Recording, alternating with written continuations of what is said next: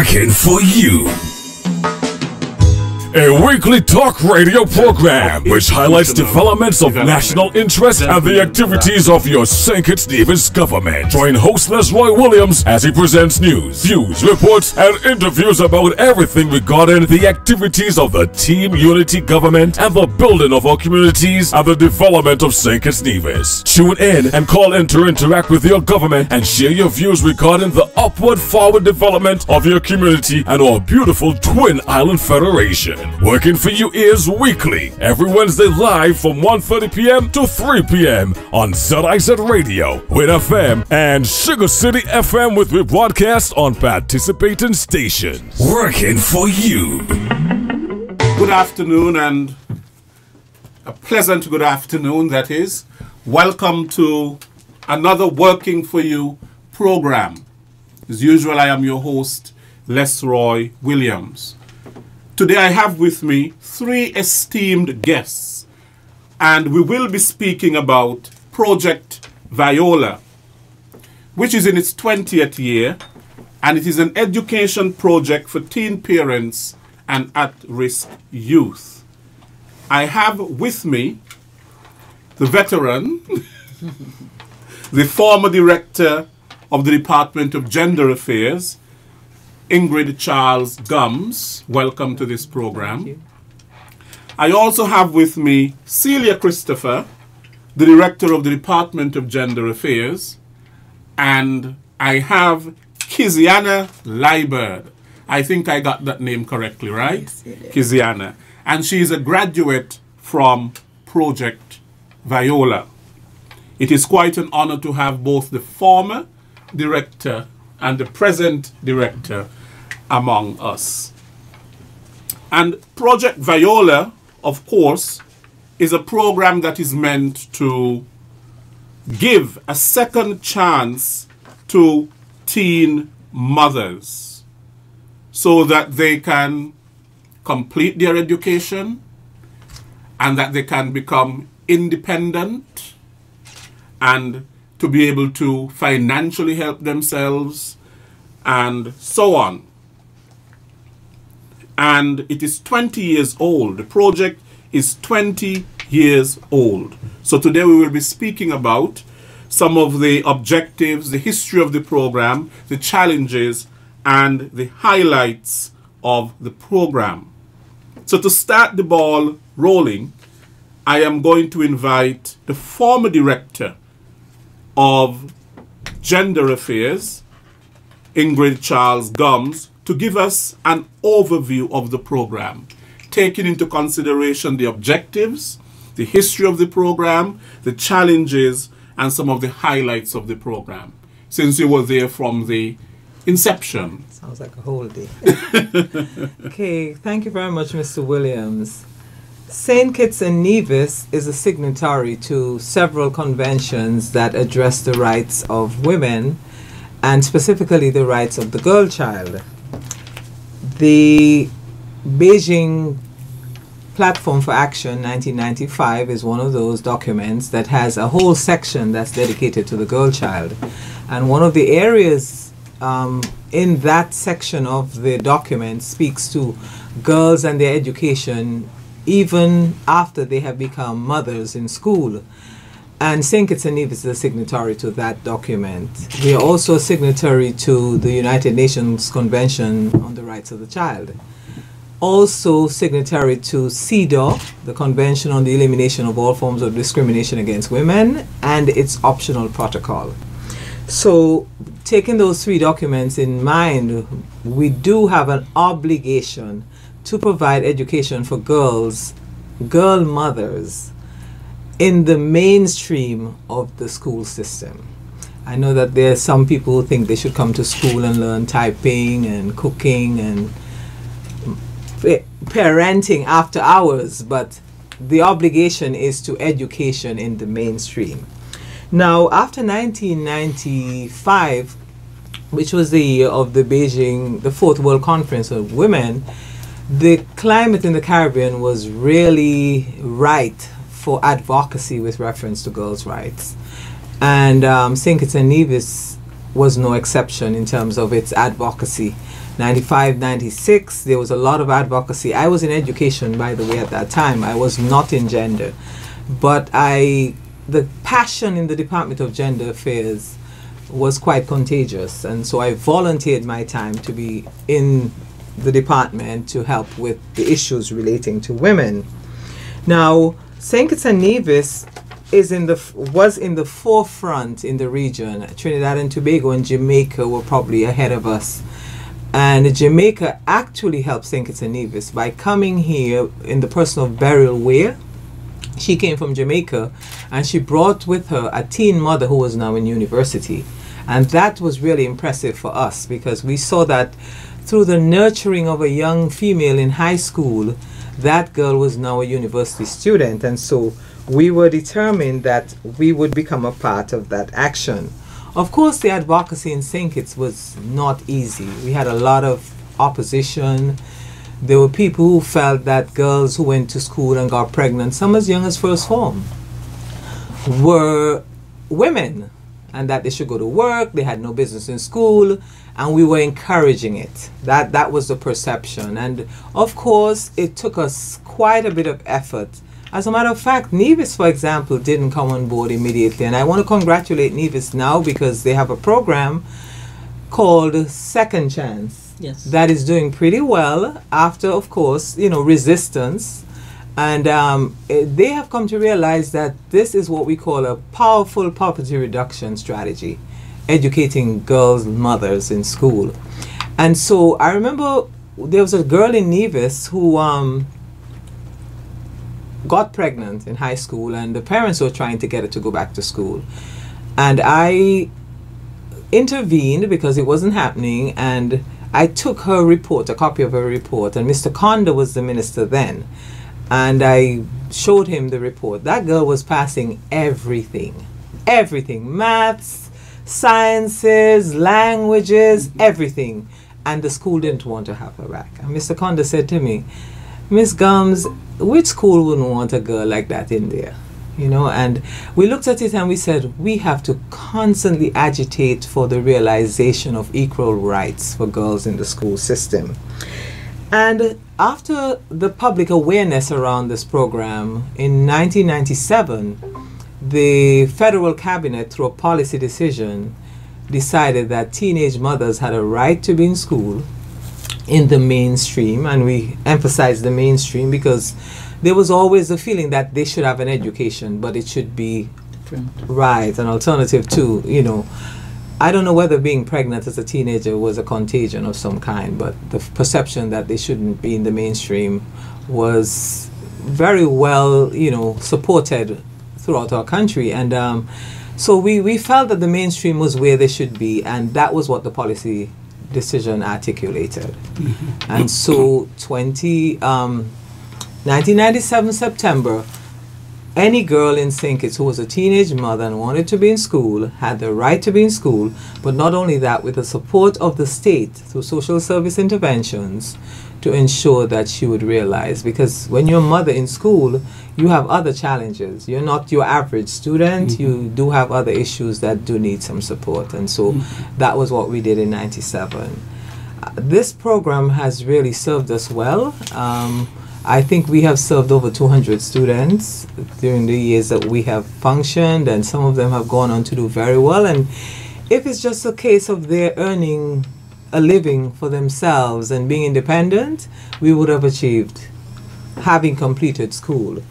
So this is, I would say that this program is what social services would call a best practice, and UNICEF called it a best practice for St. Kitts and Nevis and documented it regionally and began to air it throughout the region, encouraging other countries to do likewise, especially in the sub-region. We were the first in the sub-region to have a program like this, and I think probably the third in CARICOM. Sure. I know that, of course, we have evolved from, to a certain extent, but society is still very patriarchal, male-dominated, and sometimes, or most times, a lot of opportunities are basically presented to men. I think of one story in the Bible where Mary of Magdala was brought to Jesus by a group of men. And they accused her of committing adultery.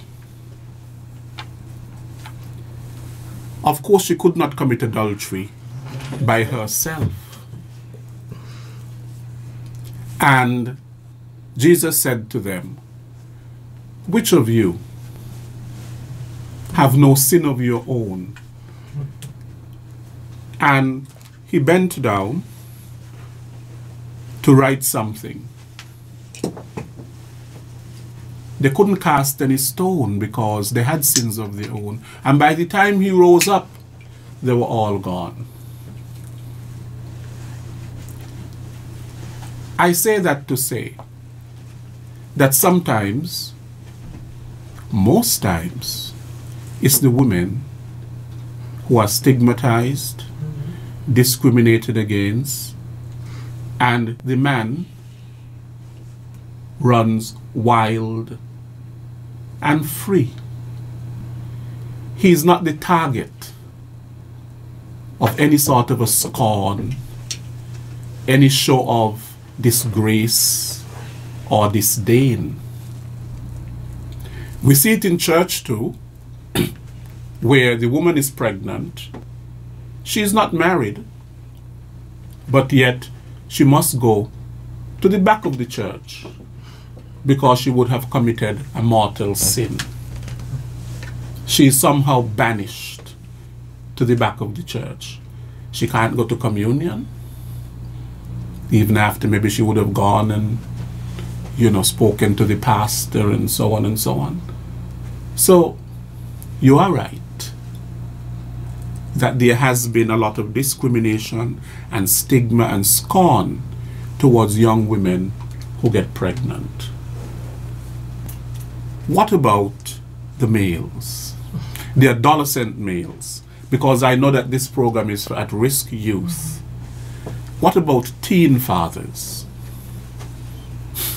Well, Project Viola itself is a program that addresses the need of girls who get pregnant at school. Of course, the department has programs for at-risk young men.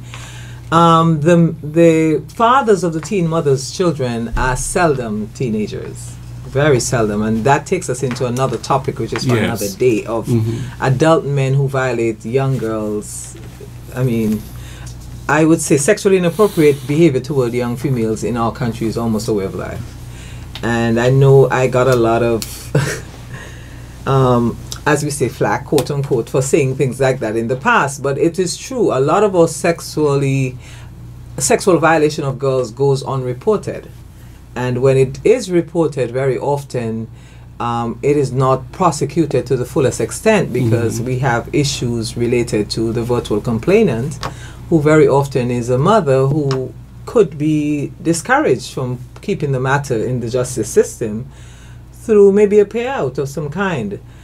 But the fact is, the state really is the entity that is offended in a sexual matter against a child. And I guess one day we will get there. It's one of the things we've been advocating, that the state really is the injured party in a sexual violation of a child. And when that happens, when that becomes our reality, then there will be no opportunity for $10,000 to be paid to anybody to protect to take a matter out of the justice system.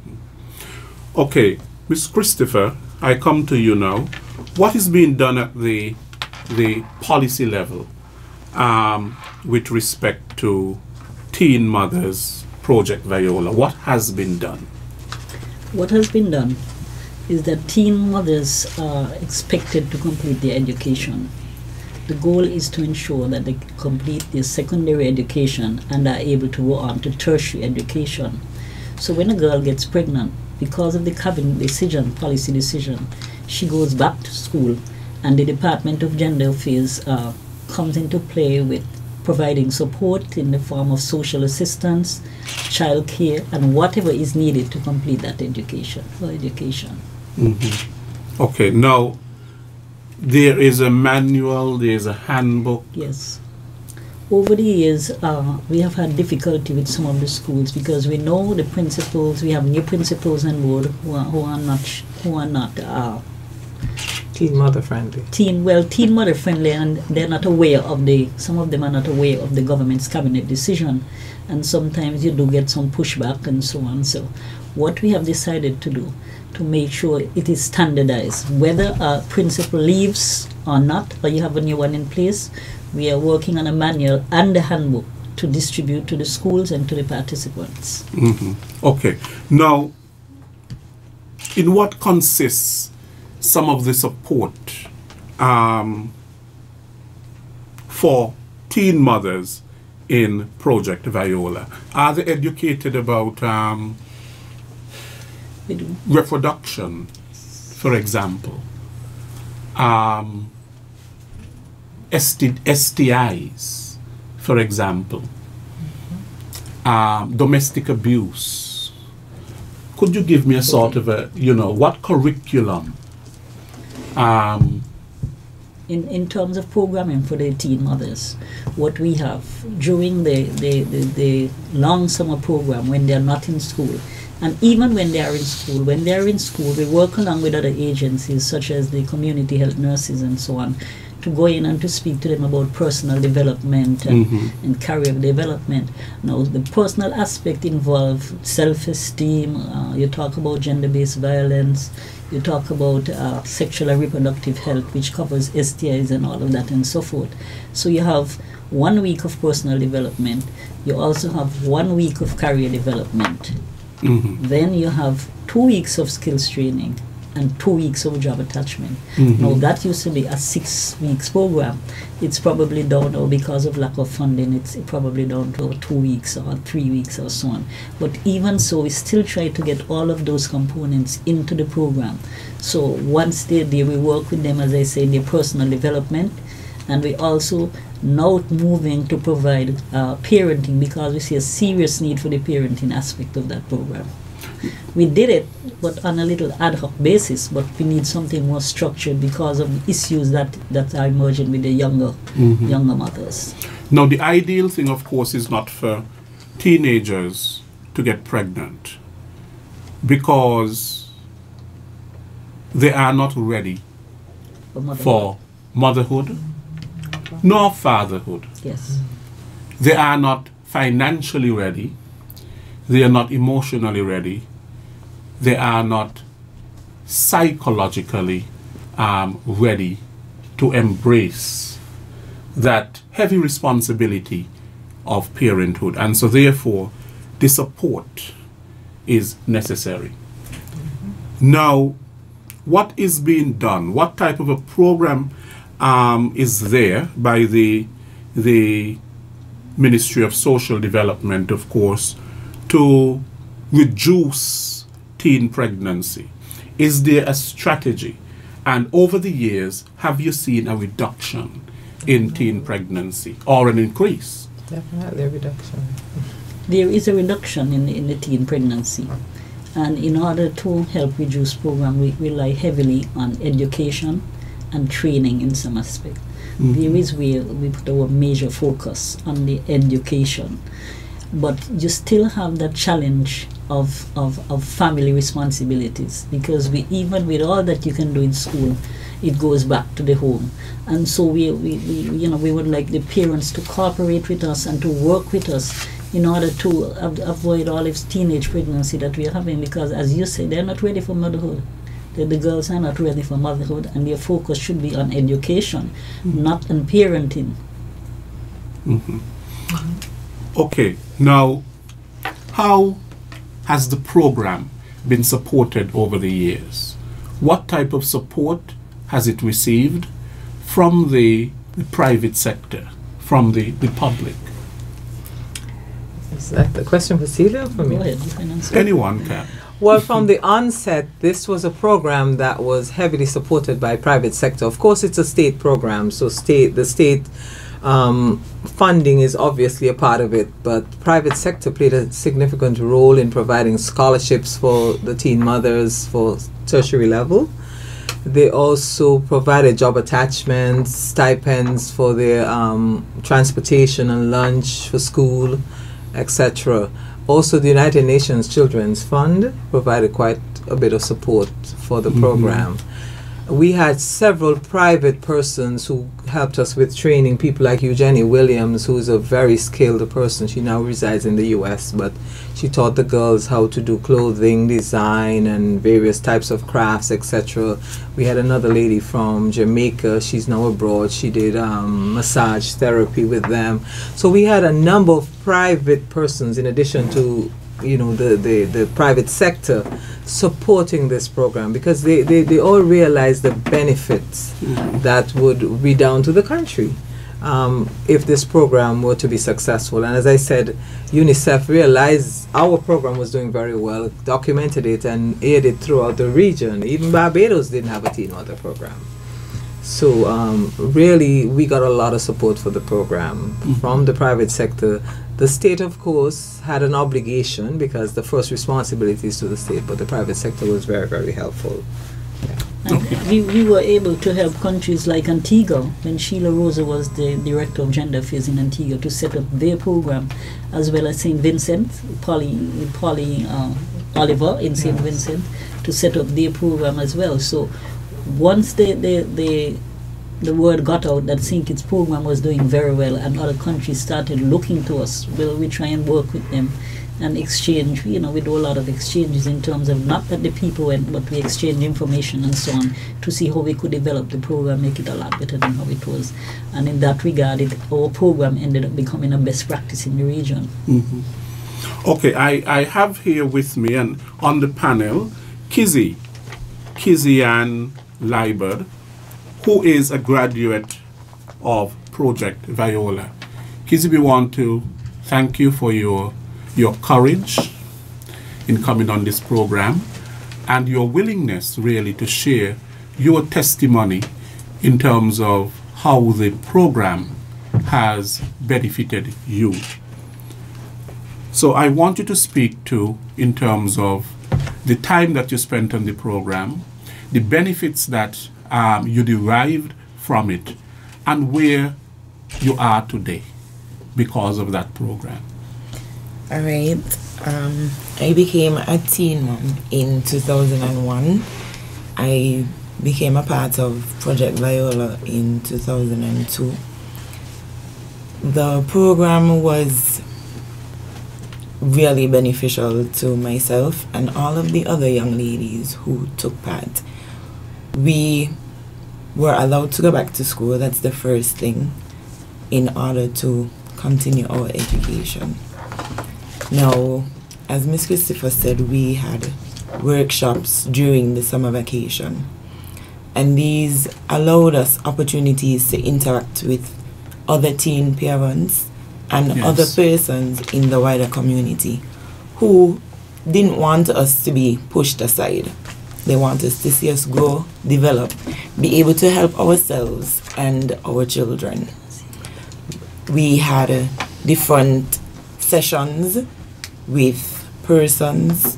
As Ms. Christopher said, they spoke to us about personal development, how we could manage our time, how to work out our money so we could be better able to spend the stipend that we were given. So you don't just get it and you spend it off. You have to pay bus, you have to do certain things, so you have to make it stretch. Then we had those persons who came in and spoke to us about health issues. So yes, we are teen moms, but we are at risk for other things, and they spoke to us about how to further protect ourselves. Then we had the career development. Different persons came, spoke to us, assisted us with skills training. So for my group, we did cosmetology. We learned how to fix hair. We learned how to give manicures and pedicures. And we did that amongst ourselves so we could develop those skills. After being a part of that workshop for the summer, we would return to school, we would keep in touch with each other. And thankfully, majority of us, we graduated from high school, and then we went on to further our education. Yes. Thanks to persons being willing to give scholarships. I was a recipient of a scholarship, and Miss Gums insisted, "You are going to college." So she made sure I got a backer, and she would be like, "Anything you need, come to me, go to them. Come to me, go to them. We are here to assist you." And even through trying times, I would go, I would speak to Miss Gums, Miss Christopher, and my job attachment was at SL Horsfords, and I made some wonderful friends there. We're still friends today, and Project Viola helped to open a way for many young ladies, and I'm happy to be a part of Project Viola. If Miss Christopher or Miss Gums says, "Mr. Iber Kizzy, we need you to speak this place. What you want me to talk about, I'm willing to be there." Because this is a program that assisted me. It has assisted others before me and after me. And I don't want it to be something that gets swept under the rug, because there are many other young ladies who need this sort of assistance. Yes. They need the guidance. You understand? So Project Viola is a wonderful thing, and I hope other persons see it as such and are willing to give their time and money to the cause. Kizzy, that was a definite, powerful testimony. Could you tell us, what you are doing today? I'm a teacher. I went back to college afterwards, and I'm a teacher. You got teacher trained. Teacher. You Yes. went to CFBC. CFBC, yes. Okay, wonderful. And where do you teach? At the Beach Island Primary School. Okay. And I also want to talk about Claudia Bradshaw. She was a recipient of this program. She was a participant in the program, and she's now secretary to the judge. She's now secretary to the judge. We also have Dr. Marissa Grant, who is specializing in medicine, and she used to come back to the group and do some presentations and so with them. So we do have a few of the former participants, who come back to the group from time to time to speak with the present one and to share their experiences. Hi, good night. This is Michelle Webb, and Miss Ingrid Childs Gums asked me to do a short clip about the Project Viola and its benefits and how I benefited from the program. Just a little background about myself. I was a teen mom. I became pregnant at the age of 15, and I attended the Washington Archibald High School at that time. It was a very difficult time for a child having a child, but I had with God's help, my mom, friends and family, and Project Viola, I was able to persevere and become pretty successful. I just wanted to share my thoughts about this program. I think this program should be an integral part of any teen mom right now in society. I was actually introduced to the program to the Hazels, I think, if I remember clearly, and then I got to know Miss Ingrid Childs Gums and Miss Celia Christopher, and to this day, these three women, the Hazels, Miss Gums, and Miss Christopher, they are my heroes. These women believed in me when nobody else did, and they gave me a chance when I wasn't even giving myself a chance. Project Viola, in my opinion, is a necessity. It's like when we have to eat. It's like breathing. Teenage pregnancy is not going anywhere. So it's something that's going to be around. So Project Viola needs to be around. And with the climate of things, again, it's a necessity. It has to stay. Some of the benefits that I received when I was a part of Project Viola, and I think I'm still a part of it sometimes, is I was able to get psychological help. I had intervention at an early stage in life. I remember I used to go to Miss Gomes especially and Miss Christopher a lot for advice. Even to this day, when Miss Gomes resided here in Miami, I would call her and we'll just have long conversations about life. And one thing about her, she will always express how proud she was, and I'm sure that she was so happy to see that the program itself is working. So again, it offered me I got a lot of psychological support, and I said here, it was almost like an intervention. Another thing is that it prevented subsequent pregnancy. I only have one child. She's 16 years old and she's growing gracefully, and I'm so happy that because of this intervention with the program, I was able to focus on what is important, which was myself, my child, and just moving up in life and being as successful as possible and cultivating, you know, morals and integrity. It gave me time to really put that work in with Justice. It also provided alternative academic arrangements. When I was a part of the program, I had the opportunity to be offered a scholarship with stipend from Hosford's. And that helped me tremendously. So not only they believed that I was capable of going back to school, they actually fronted the money as proof to show I believe in you. And so I went to CFB with a scholarship from Hosford's, and I was able to get a stipend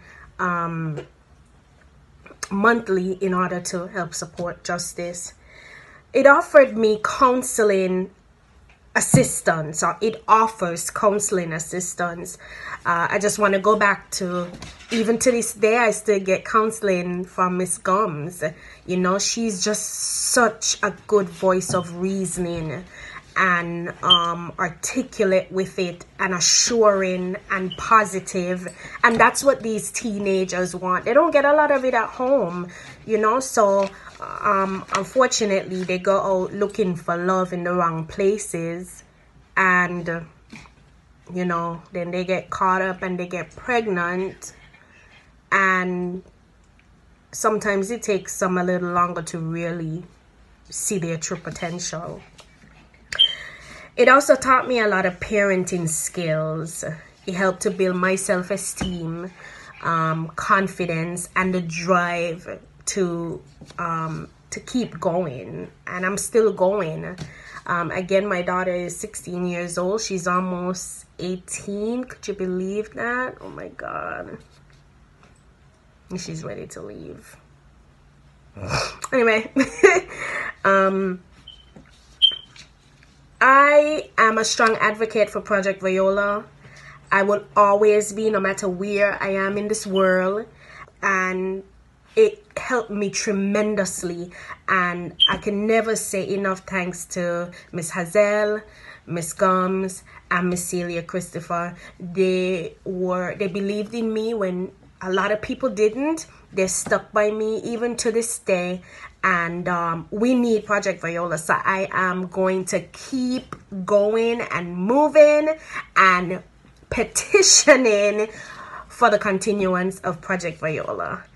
That's all I have for today. And I hope this information goes, reaches the ears. I hope it doesn't fall on deaf ears.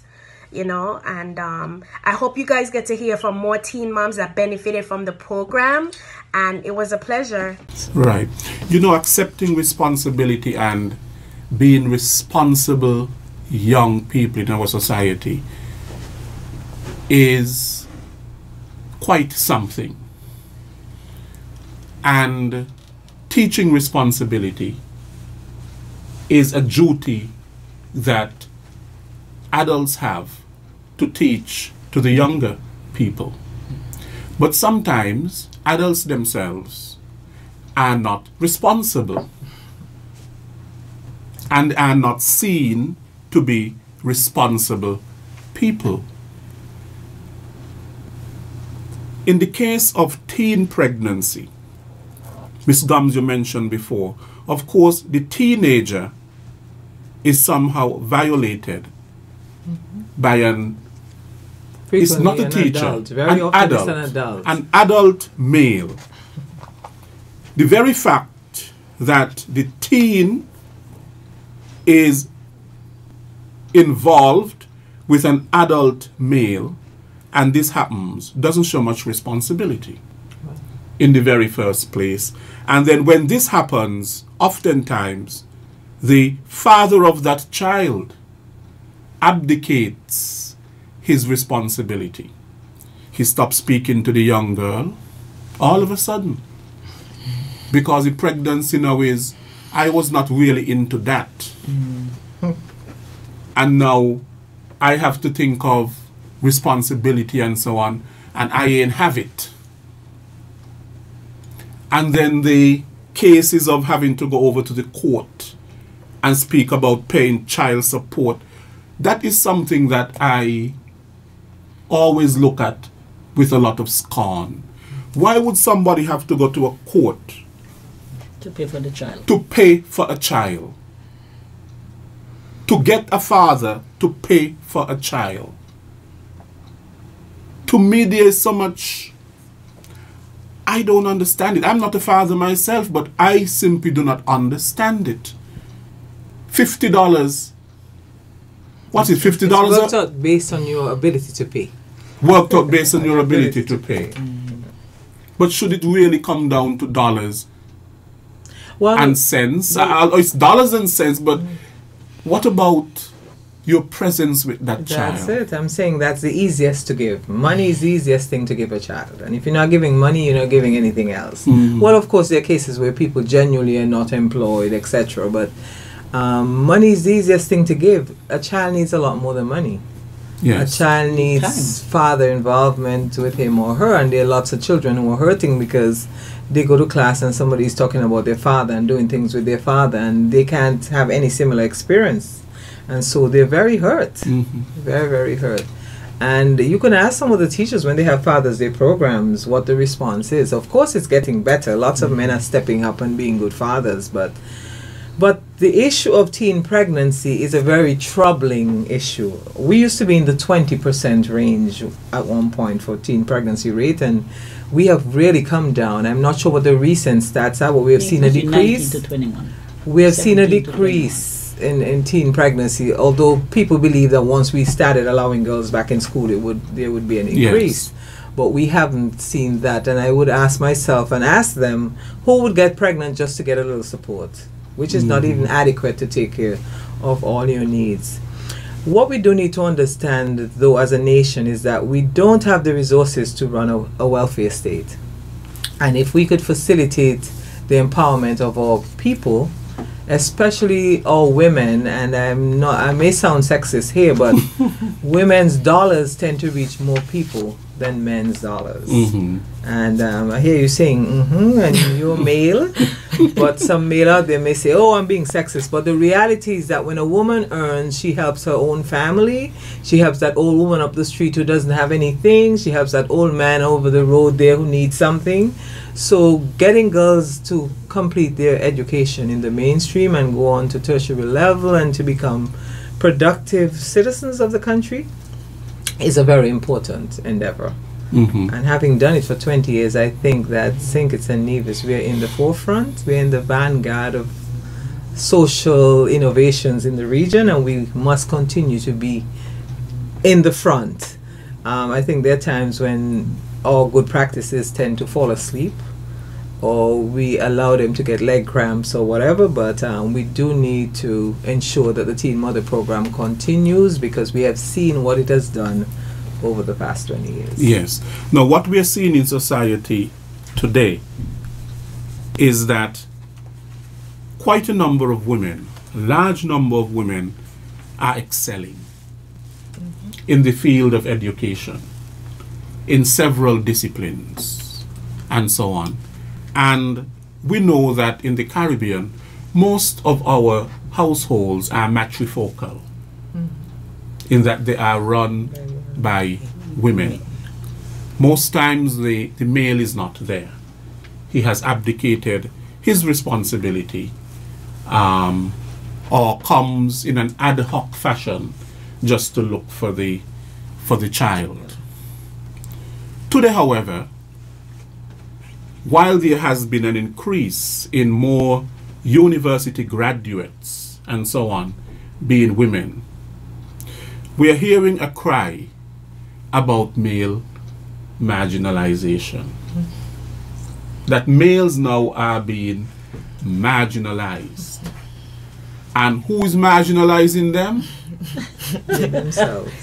They say sometimes it's the women, or we don't go to church because the church has been feminized. Well, For example. I disagree that they're being marginalized by women. Of course, there are women in their lives, as you know, as you go to your journey of life, women's focus in different areas of your life. But if you really pay attention closely to what is happening, internationally, decisions affecting women and girls, or women and men, they're made at the UN, and at the top of the chain is the male are there. They make the decisions.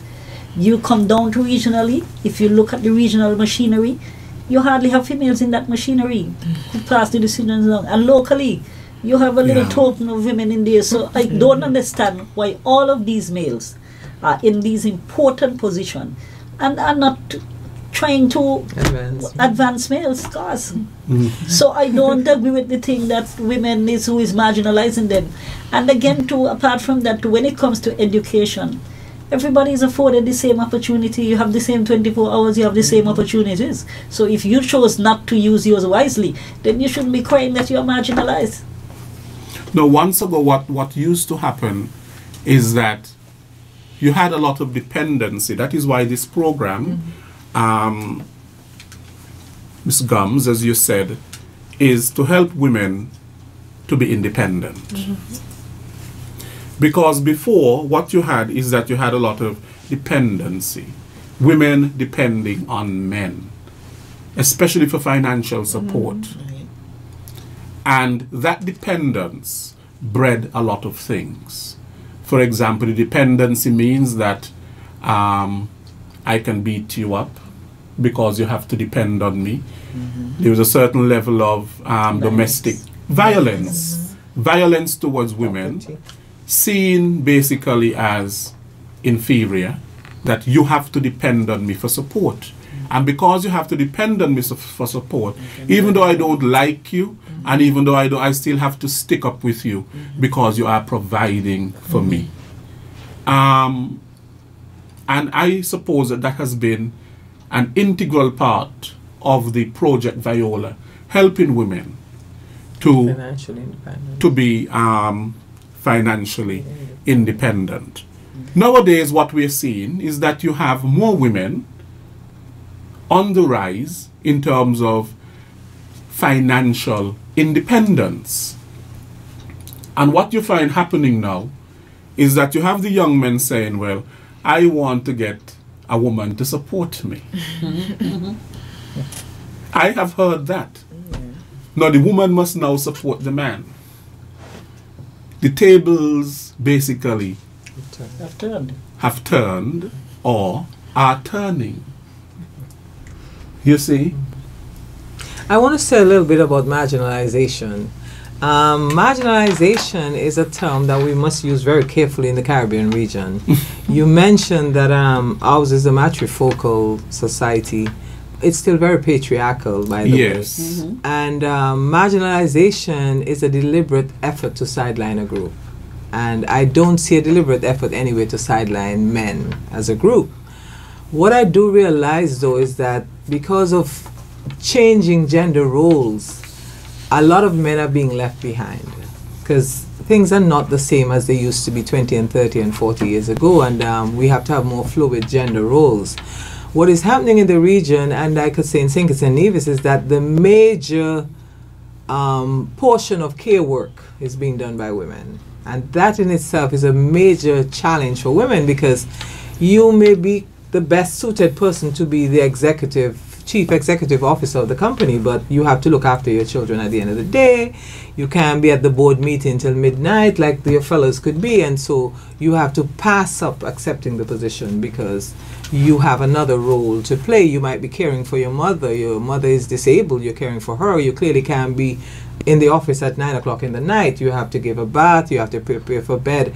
If these roles are being shared by men and women, I'm not saying equally, but because you won't always get 50-50, but if they're being shared by men and women, then both groups could move up.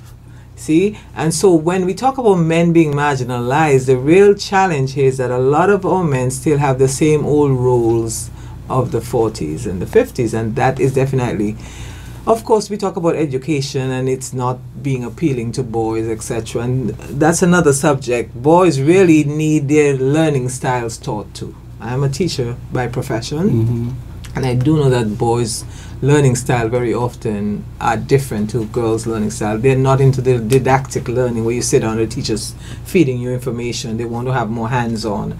And so a lot of boys are really turned off of school. And that could be worked on, because we have no shortage of highly capable education professionals who could look at the curriculum and see how they could, incorporate the learning style of boys into their programs. But nobody's marginalizing men. If anything, they're marginalizing themselves. I was in West Africa last year. I saw a lot of men going to university. A lot of men. Some of them had on flip-flops on their feet, but they were going to university. And I'm saying, what is happening with us? Something is happening. See, so we need to step up, and all the responsible men in the country, I'm asking you to offer your services to the Department of Gender Affairs as a mentor for boys. That is a very critical area, because some boys have not seen a man functioning responsibly. And if you are a responsible man in this country and you volunteer your services, then the department could assign you someone to mentor, and that can help to improve. That can help to improve the pool of responsible young men in our country. Somebody's pointing at you, Mr. Williams. With regards to the Boys at Risk mentoring program, we have a mentoring program in the Department of Gender Affairs. It's a fairly new program, but it has begun to yield some result. Even though it's small result, it's there. We had one young man out of that program who was about to drop out of school, and today he has made it to college, and he was one of the remarkable teens. So the opportunities are there. We need the mentors. Yes, that's a critical part of the program. We are looking for people who could encourage these boys to stay on the right path and so on. But we are catering to them as well as girls. So what we have in now, where people used to say it was only program in there for women, you now have men and boys. You have the National Men's Council, who is supposed to also be working along with boys. So you have the support of boys as well. And this brings me to another topic, the issue of domestic violence that you spoke about, where even with the rules kind of changing where women are supporting men, you are still seeing a high level of domestic violence. For example, in 2015, we had 155 cases in this country of domestic violence. And reported cases. Right, reported cases. But some are not reported. 13 were males.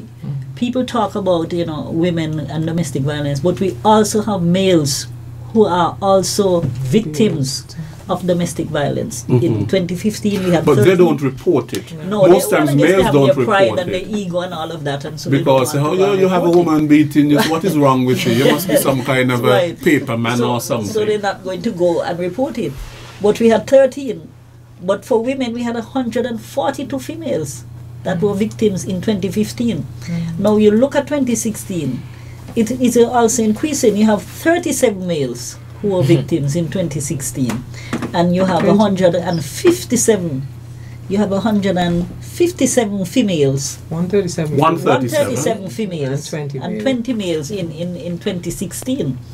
So you have an increase where you never used to see reported cases of males. Males are now coming forward, and as you say, they are reported cases. And that's And good. if you have this level of reporting, then you know, if you multiply this by 3, you have a lot more out there. Yes. So we are encouraging the men to come forward, because the domestic violence legislation does not speak to women. Said It speaks to abused victims persons, or abused abused persons, whoever you are. If you're experiencing that, come forward, because we have to work with you. Okay, good point.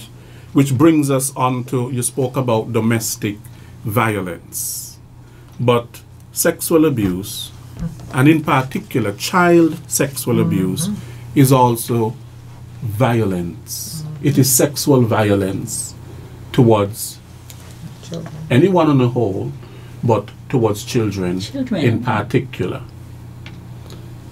And the impregnating of a teen, 14 years, 13 years, sometime younger, can be seen as sexual violence. It is Yes, it violence. is It's violence. criminal. Mhm. It is criminal. You have little girls who still suck their thumbs who are pregnant. I mean, that's unbelievable. Little girls sucking their thumbs still, and they're pregnant. What has the Department of Gender Affairs done We can only in terms of working with law enforcement with these cases? we can only, and I want to make this perfectly clear, the Department of Gender Affairs is an advocacy and awareness department.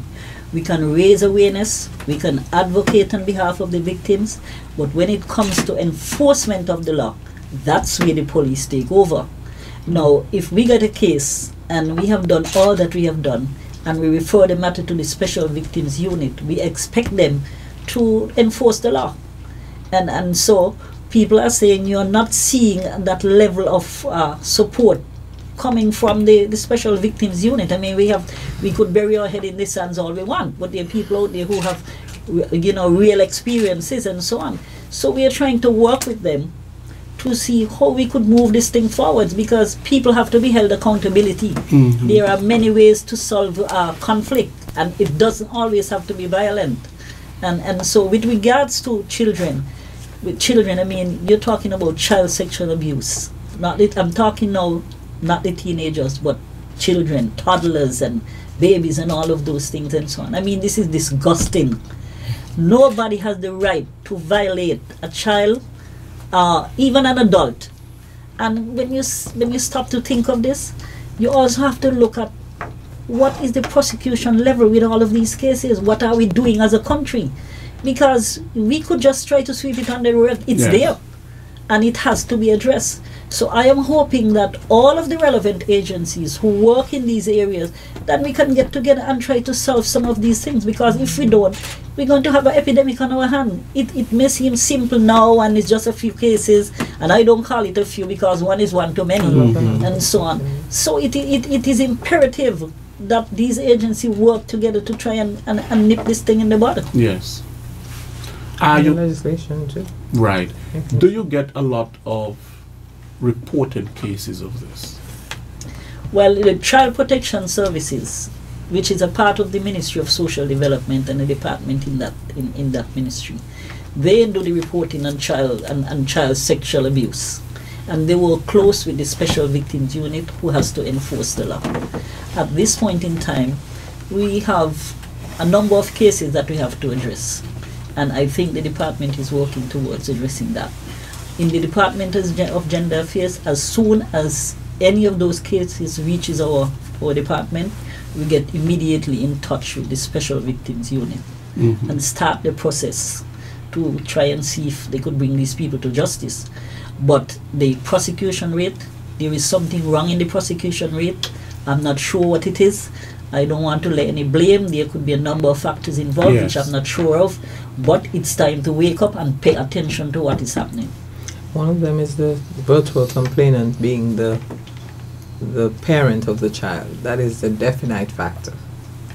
Because often, I think of a situation many years ago where this little girl came to my office and she was pregnant, and I talk about the sucking finger, and it remains with me. And I looked at her and I sat there and I said to myself, this is just a child, you know, she's so juvenile in her whole modus operandum. And I found out that it was a friend of the family that had impregnated her.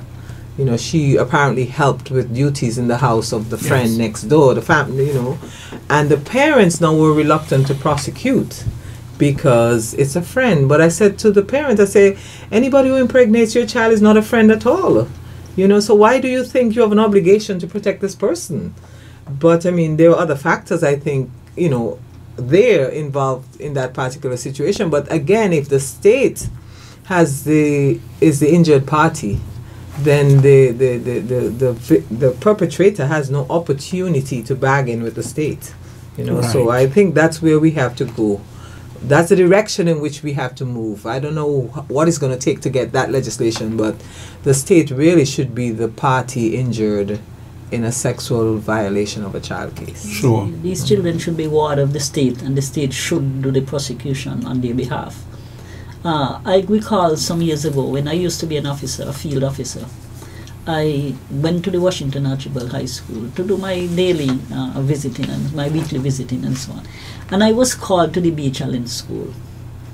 And it had to do with a student at Beach Allen and pregnancy. And I said, this is not a case for me. This is a case for the police.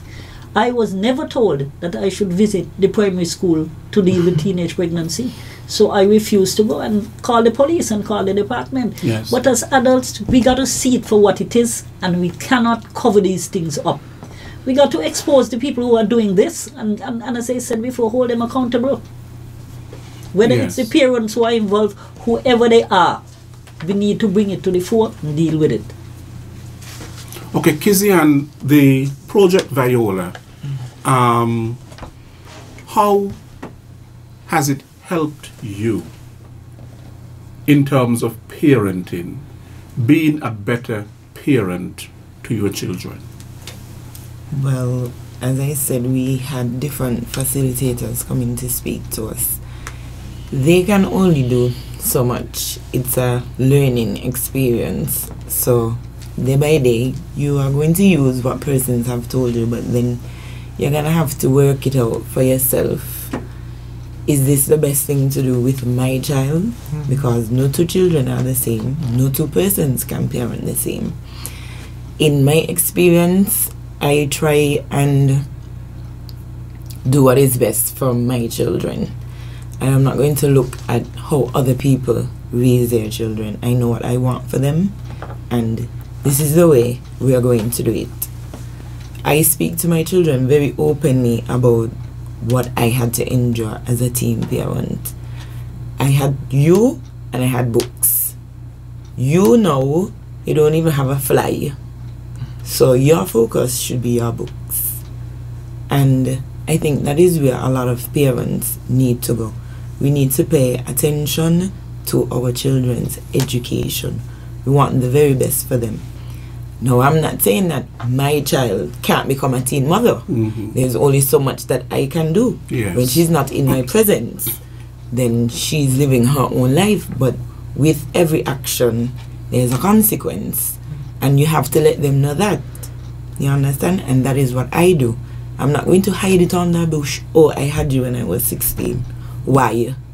The children are learning mathematics. It's basic maths. If I am this old and you are that old, they can work it out for themselves. You understand? Right. So it doesn't make any sense to hide that I was a teenager when I got you. I have to speak openly so I can curb the action of my child.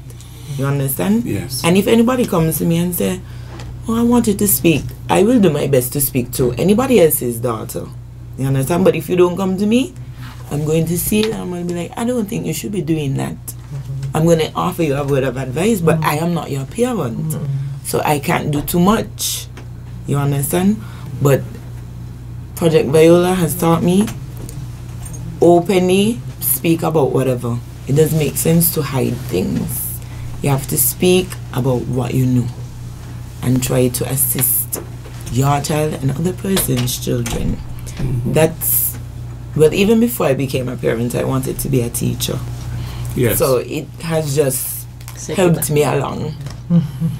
So yes. Now there's an important link, I think, between parenting and what is happening in our society in terms of juvenile delinquency. Now, it is so much more important, especially for teenagers who need that support in parenting. Because if you have teen mothers who do not have the support in parenting and so on, that can breed children. Generational problem there. Generational problem. You want to speak to that, Ms. Christopher? I'm going to defer that to Ms. Gums a little bit, Ms. because I just Gums, want to say yes. something here with this generational thing. You do have that situation even as we speak. You have parents who are teen mothers, and you have a number of girls in the family, but it was difficult, they are not able to break that cycle. And because they are not able to break that cycle, this thing has been passed on from one female to the next, and so on. And so they can only raise their children the way they know how.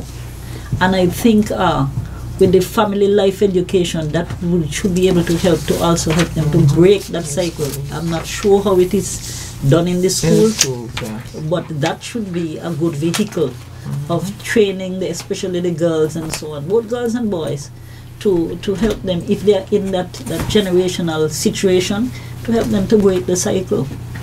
Also, the early childhood program in St. Kitts has a component of parent education, which parents are mandated to attend. I don't know if they still, it's still mandatory, but they did that in the past.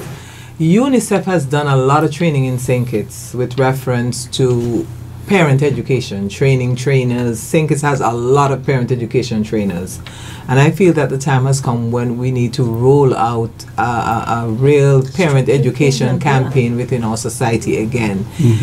We're kind of moving away from the extended family, which served us well. And we're moving to these nuclear units where, well, quote unquote nuclear, because very often they're one person units. Yes. And that's difficult, because if you're one person parenting in a house and nobody's providing support anywhere else, it's very difficult because you can't always be there. And so we probably need to look at community support again. Of course, there are people who are going to tell you that you need to mind your business, and what are you telling them about their child for? And that is so ridiculous, because we need the whole village raising the child. So there are a lot of things that we can do, and I'm willing to help with the work. I'm not just talking.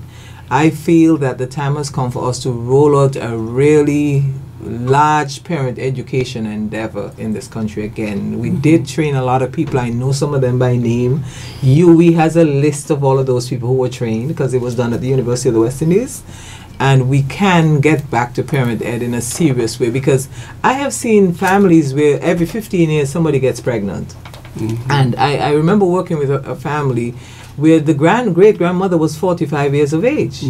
So you're 45, your daughter is 30, your granddaughter is 15, and all of you are parents. So it's difficult. You're 30 years old and your grandma, you still have your boyfriend, you're still partying. Who's helping? You see what I'm saying? In the old days, the extended family was right around there. Auntie, cousins, everybody pitched in. I remember when I was a girl going to high school, if I stood up on the road and I was speaking to anybody, a young man, for example, I had a cousin who drove a truck. And if I saw him drive by and he reversed, I kept walking, because I knew what that meant. That meant get on your way. You see what I'm saying? So the whole family unit needs to be involved, and the extended community with parenting. I think what we are seeing now, which is a sad state, is that parents themselves need parenting. And there's the nothing wrong with parents that we have need parenting. And there is this cycle. You see, if you had good structured parenting program in the country, when these young people go before the magistrates, that could be part of the order to sentence them to parenting classes. I mean, you really can't teach people per se to be a good parent, because it all depends on your value. But at least you're not going to do it willingly. So order you to go to some sort of parenting class. And that is where we have got, where you got people in courts every week, they're going there for child support. That should be part of it. Both parents should be made to go to parenting classes and learn something if they were not taught in their homes. Yes. So I hope that we get to that point. But let's really face it. Some of the parents, teen mothers and so on, who have difficulty in supporting their children. Another family member, the grandmother of that child, can chip in, or an uncle, or an aunt, or some guardian in the community. And it goes back, I think, to what you were saying, Ms. Gomes. It takes an entire village to raise a child. A lot of times we have that, a lot of times they have family support. But what seems sometimes to be the problem too, even with family support, you have fathers who genuinely don't want to go to work. Because when cases come across the Department of Gender Affairs, one of the things that I do, I call the Labor Department and I ask what work they have, what positions are vacancy available. And I will ask, if you're working, if you're not working, I'll tell you, okay, you can check the Labor Department to go and get a job. And then we have to follow up to find out if you really went, because sometimes we send them and they do not go. So they have a child. Employers, right? I call employers and I say, okay, you have a vacancy, I have a young man I want to send here. Send him up. So I might pass the following week and ask, how is this Roy doing? He has never turned up. I mean, what do you do in cases? And they have responsibility. And they then don't you want have to the work. young mothers who will come and tell you, but he just buy a pair shoe for $400 and he ain't give me nothing for the child. And so they turn up at the department seeking assistance. Yes, you don't want this type of dependency, but at the same time you can't let the child go hungry. Yes. So you have to feed. But what you're doing is taking on the responsibility of that father who is not being held accountable, and he should be held accountable. You just can't go dropping off children here, there and everywhere and not looking after them. Because as far as I know, the government is not a father for any children. So a young man will buy a pair of shoes for $400, $500, but yet can't give his child. Right, you can't buy some food and some Pampers. And when presented with work, that there is a work opportunity for work, you have a child and you refuse to work. So who do you expect to feed that child? Of course, the mother. The mother alone to feed that child. And especially if she's a teen mother, because she has to contend with her education. She have to raise that child and all of that, and the father walks scot-free. And that is not fair. It is terrible injustice. Now, I know that in the schools and so on, there is sex education. I think there's sex education in the school. Some people feel that there should not. Family life, that they... And, of course, there's, you teach about abstinence and so on. Some people say, well, the abstinence thing is really not working because people are getting involved in sexual activity at a very, very early age, sometimes even in primary school. And sometimes, basically, it is what they see the adults doing. Sometimes it is done right in front of their noses and their eyes and so on in the home. And nowadays, with the access to internet, and everybody has cell phone, there are no restrictions and so on. It's very easy to get access to porn sites and all of this sort of a thing. Do you believe, given that scenario, that reality, that young people are getting involved in sexual activity at an early age, that condoms should be distributed in schools? Well, I am not going to state my personal High position school. on that, and I'm not going to speak for the Department of Gender Affairs. What I can tell you is what I have seen, what I have experienced. I recall calling on the community nurses, who I must give them credit for the education that they do. I'm not sure whether they do it on a day-to-day basis, but I know I had to go and call in that department, community health nursing, and we went to one of the high schools, and they were making a presentation on sexually transmitted diseases, and I was sitting there with some participants on the program, and I was listening, and then it came to the point where they were asking questions, and they were making comments, and I listened keenly, and what I heard frightened me, and I said, now I understand why we have all of these problems. I started thinking, and I'm saying, but what can we do? Because you're in a situation where you and I know that they are sexually active, but you cannot, as an adult and as an officer, a public officer, offer them that kind of assistance, because it would not be right. And I'm there wondering, well, what are we going to do? Because these children are sexually active. Whether we give them condom or we give them tablets or whatever, they're going to do what they want to do. And to this day, I'm grappling with that. And I recall once or twice, 2 young ladies came to me, and they told me they were sexually active. And I was not blown away because they had children, but I was thinking, how should I handle this and what should I say? Because you have to be so cautious about what you're going to say. And I said to them, I think the best thing that you can do is to take your parent and go to the health center, to the community nurse, and have a conversation with them. But that was not to be, because they didn't want to get their parents involved in their personal business and so on. But I say, even if you don't go, when these things, when the parents, when the nurses come to the schools, you can ask the questions that you need answers to. And that was my best advice, because I cannot tell them to go and wear condoms, get condoms, and I cannot tell them to go and take tablets, because they are in school. Yes. We cannot encourage them as public officers and so on. So that is something where maybe there need to be another conversation or greater conversation around that. Sure, but it's always an ethical question. Because they are sexually active, and I am not sure, how should I say this, that they have the right information to prevent them from getting, even though we are telling them, because you know the friends are more influential and the boyfriends and so on. So I could tell you till the cows come home, I wouldn't tell you don't have sex, because you're going to have sex. Right, they shouldn't be having sex anyway, but because of the age that they're at. But sexually active speaks to age of consent. If Age you're of under the age of consent. consent, you cannot be sexually active. Right. You're being violated. Yes. And right, they cannot give consent. And because they cannot give consent, I am saying, for the life of me, if as a young man or an older man, you know that a child cannot give consent, what do you expect if you get pregnant but going to jail? Because you know. That is you correct. You know beforehand. And or you exploit sometimes the child. peer-to-peer sex Yeah. in the school. But distributing contraceptives in school might be viewed as giving And a making green it light to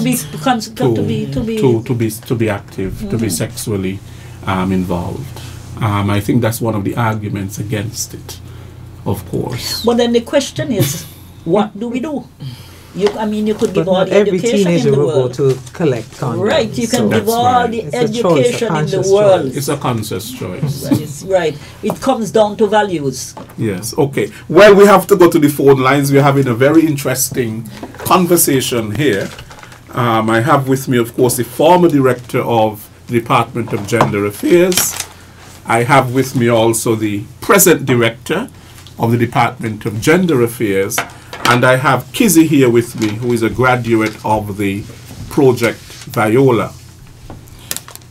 We are going to open the phone lines. The numbers to call are 465-2555. That's the local number. And the overseas number is 1-718-577-2916. That is 1-718-577-2916. We welcome your calls.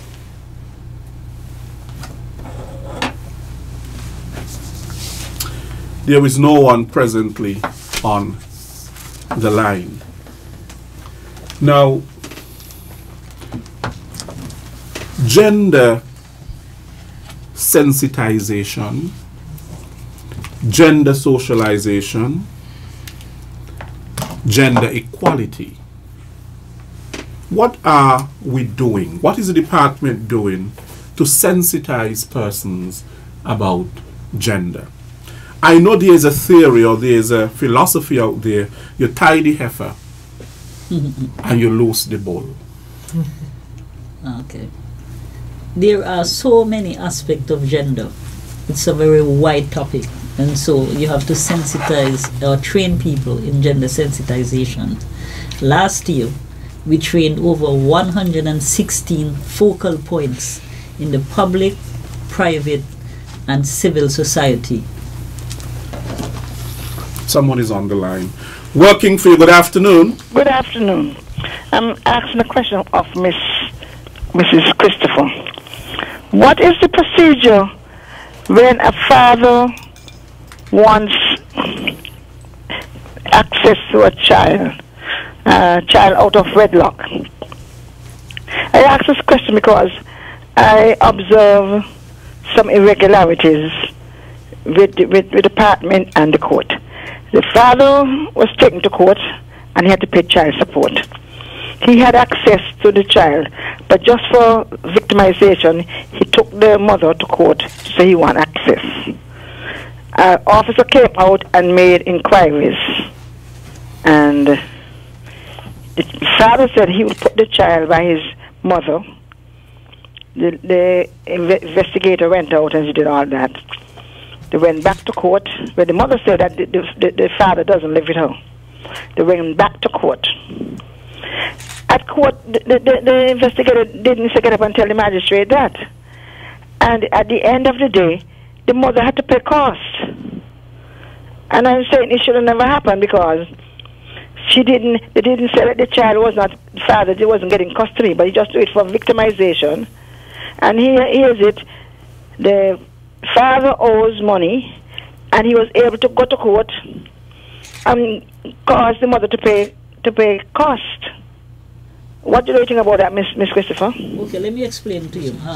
In that ministry, the Ministry of Social Development, there are a number of departments, and I want you to listen to me carefully. Yeah, I'm listening. You have the gender department, gender affairs department, which I've said we are more or less an advocacy and referral awareness department. We make awareness. For example, if a case comes, the first entry point. Someone else is on the line. Working for you, good afternoon. Good afternoon, Mr. Williams. Good afternoon, sir. And good afternoon to Miss English Charles there and the other lady and the gender affairs program this afternoon. Working for you. Yes. I want to wish you all the best. You all are doing a wonderful job. Now, my little input this afternoon is that about you are talking about like the young man them lack of educating to go up to like university or go to college and do all those things. The woman more in front of them. I think the reason why the young man them, some of them are impressed. Because then they can get a second job going in the construction site and maybe go to mechanic or maybe go to something, you know, some kind of hard work. But the woman always try hard because the man want to go into the offices, go work, and they will go there and learn the lesson because they don't want to do the construction, they don't want to maybe do mechanic and those things because that is not the duty to do. And the next thing again, with the sexually harassed and sexually abused and all those things. I believe that a lot of young women, especially in town, I believe the sexually abused man sometimes too. Because the way how some of them dress, they cause man to attack them and do what they got to do. Some of these young girls half naked in town. And it's so sad to see that, you know, how our society is getting. And I know that, I think the government should look into these things, especially some young girls just getting a child just like that. I believe they should got some kind of institution for these young girls to step out of school and maybe they want to have a good education to put them maybe in the AVEC or some other education that they could learn some more and get some advice about how to treat themselves. Because a lot of these young girls get child. Just get a child because they went to have sex. They don't get a child because they want a child. And that is the situation we're going on right now. And the next thing again, now when you look at and you see a lot of these young girls following these men too. A lot of these men on the program like cutting grass and so. And you see a lot of these young girls with rating. These young girls are supposed to be in a hotel, in some college, in something, doing some kind of office work, or some kind of, in some store or something. Our young girls, them getting back. And I feel like something need to put in place. Especially for our young girls, that they must go there and find something positive to do. You all have a wonderful day. God bless. Okay, thank you. We have another caller. Working for you, good afternoon. Hello. Hello. I was calling because I wanted to find out, Mr. Williams, you were giving an answer to a question and somebody cut in. Yes. Yes. Hello?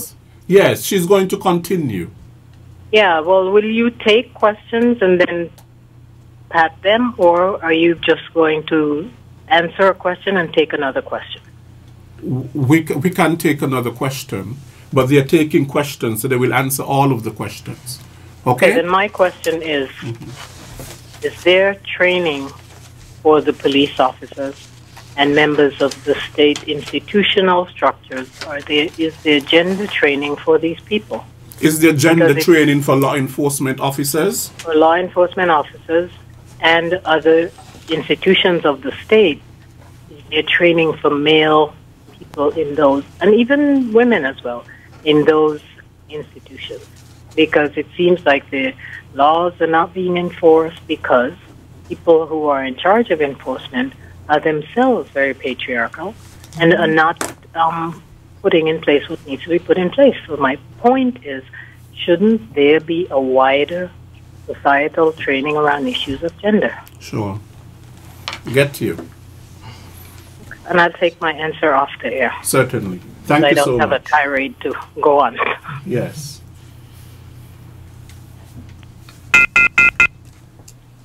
Okay, now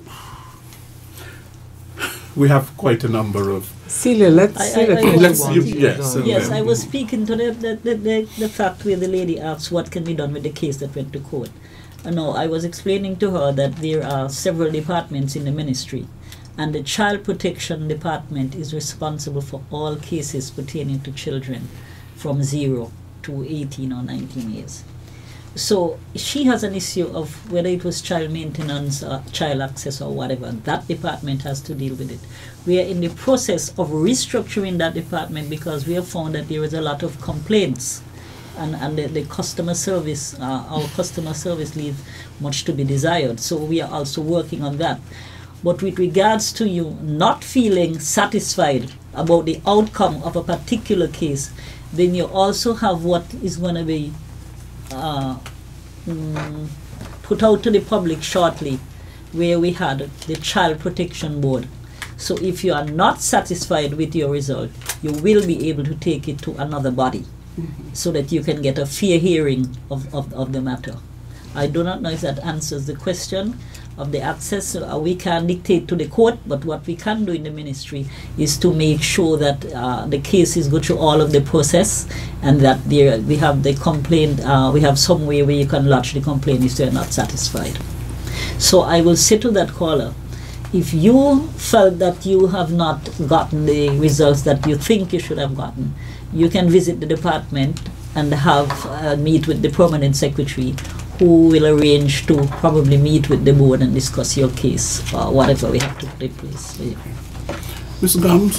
It's just the issue of training for state actors. Yes. There has always been training of state and non-state actors with reference to gender issues. The police, I know, ever since in the 90s, we have been working with the police training school. The caller alluded to it, that this is a very patriarchal society. If you understand that I don't know any other jurisdiction where female police officers are called woman police. Right. I don't know any other place. I may be wrong, but I don't remember hearing it anywhere else, because police officers have a number. And whether you are female officer Williams or male officer Williams, you have a number that distinguishes you from the other person. Yes.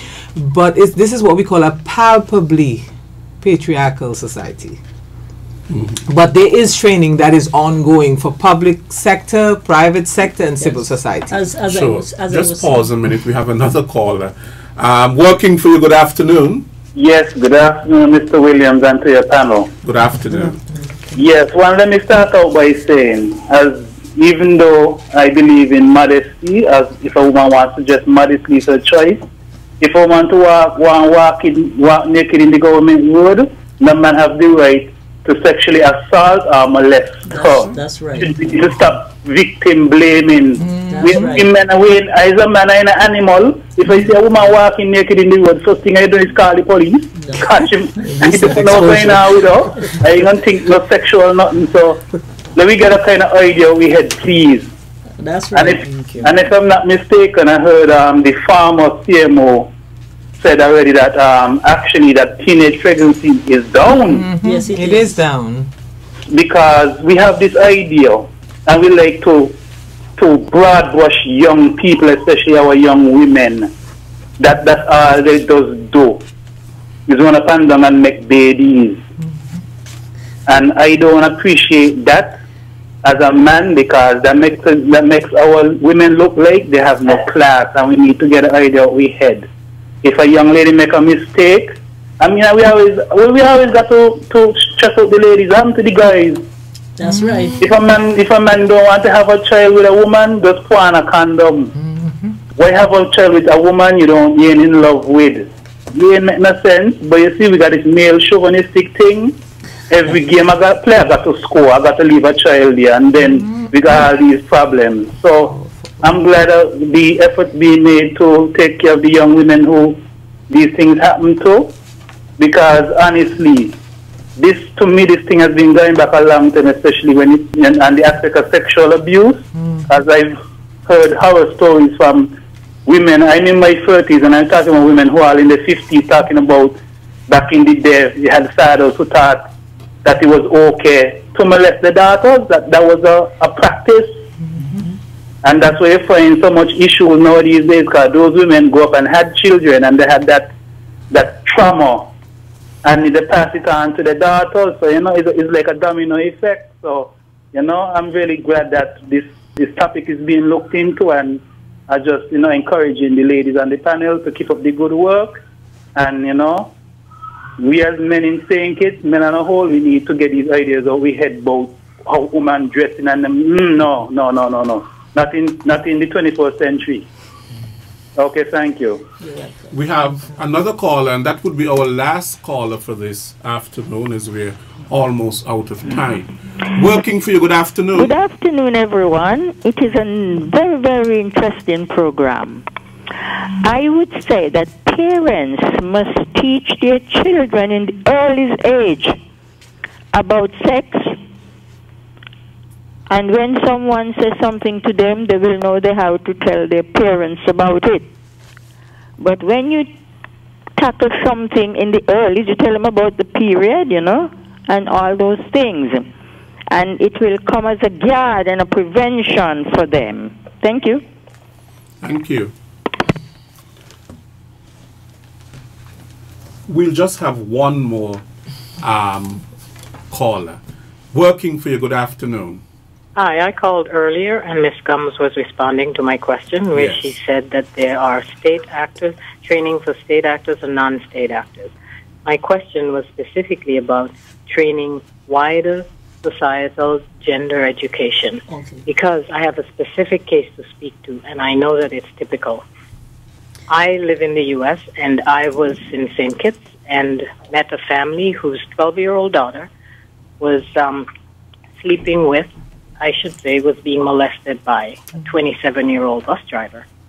And the parents were really very disturbed by this and wanted to do something about it, especially the mother.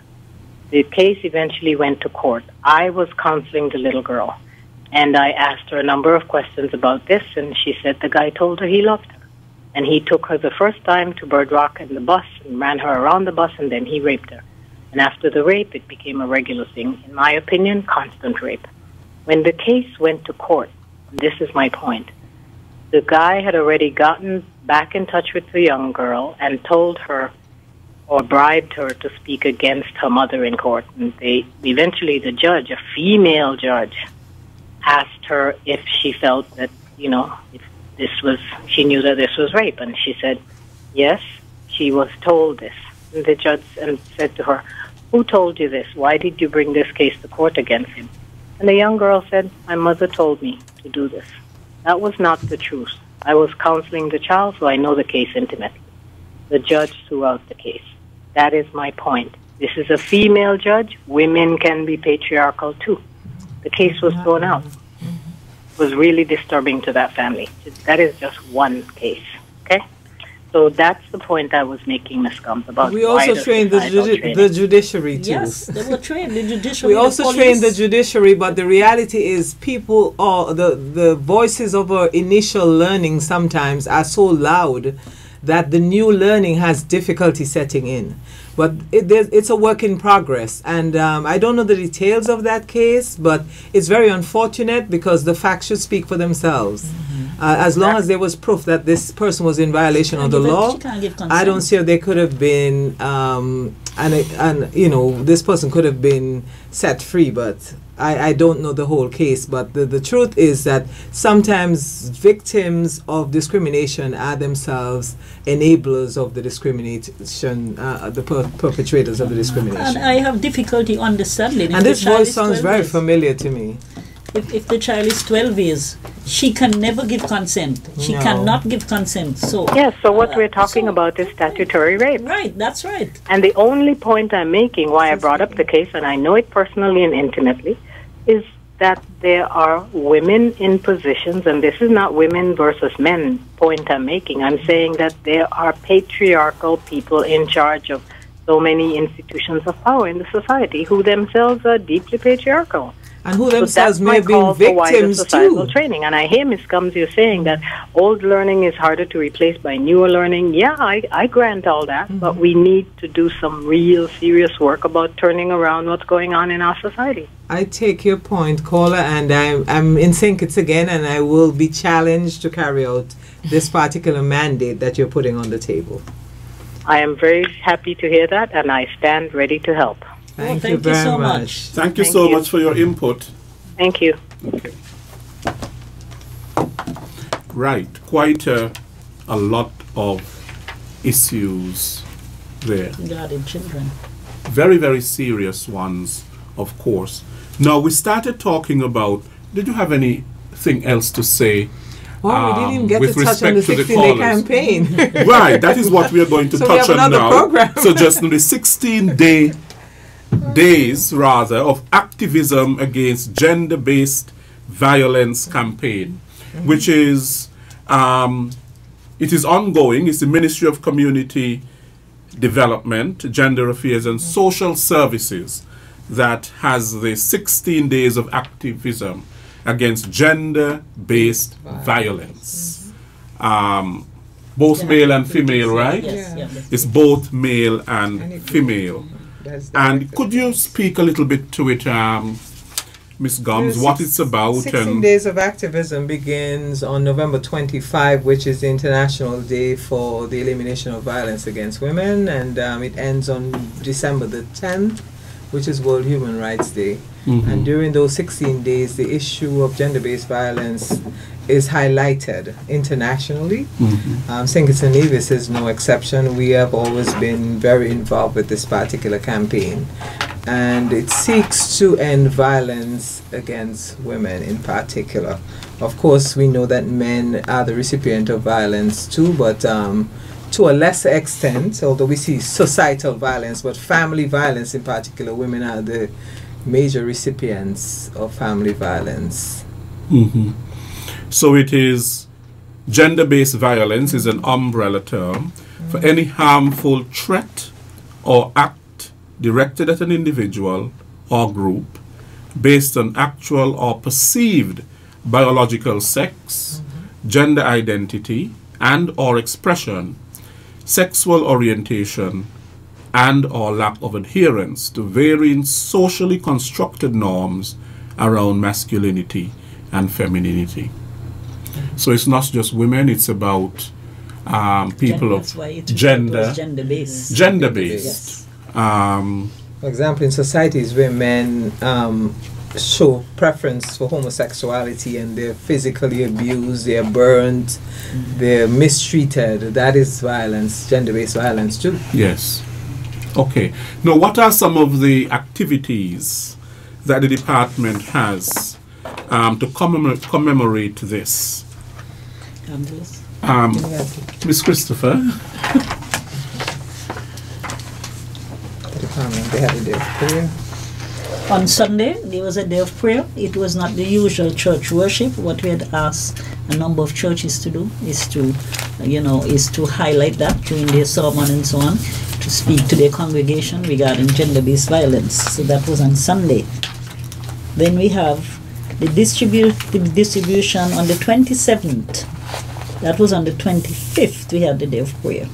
On the 27th, we had distribution of brochures to school and school visits.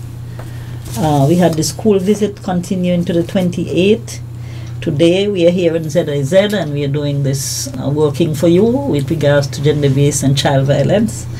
And we continue our school visits to the 6 secondary schools in St. Kitts. And we are going to have the airing of a documentary on ZIZ with regards to gender-based violence. That is going to close after the week of activities. Okay, good. Well, we are out of time and we have to wrap up. We need 2 sessions for this. We need 2 sessions, so I would definitely invite you back. There's so much to talk about and this is quite an interesting topic. The Prime Minister, of course, is having his press conference at we are waiting for that, which should be any time shortly now, so people can tune into the Prime Minister's press conference. But before we leave, I want you to, anything that you would like to say before we leave, in parting. I would like to see, as you say, a second program, because some of what has come out in the calls need to be addressed further. The time was very short today. So that is what I would like to see.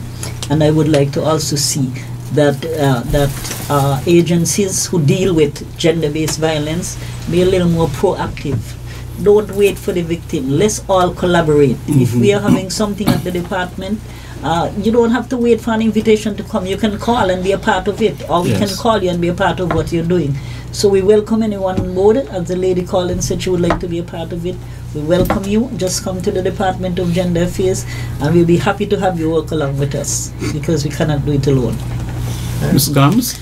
I'd like to say Viva Project Viola. Yes. 20 years we have been operating this program. We have been front runners. And St. Kitts and Nevis, we are a small country, but as we like to say, we are small, but we talawa. We have been known for interventions that have been, we punch above our weight. That's it. And just running a program like Project Viola in a small country like St. Kitts and Nevis, and now we have Second Chance in Nevis. So we have 2 programs for teen mothers, Second Chance and Project Viola. And I say, long live Project Viola, long live Second Chance. Viva. Yes. Kizzy. Thanks for having me. And I want to reiterate what Mrs. Gums said. Project Viola and Second Chance are programs that are much needed, and all persons, all stakeholders should be willing to step forward and give a helping hand. So let's work together.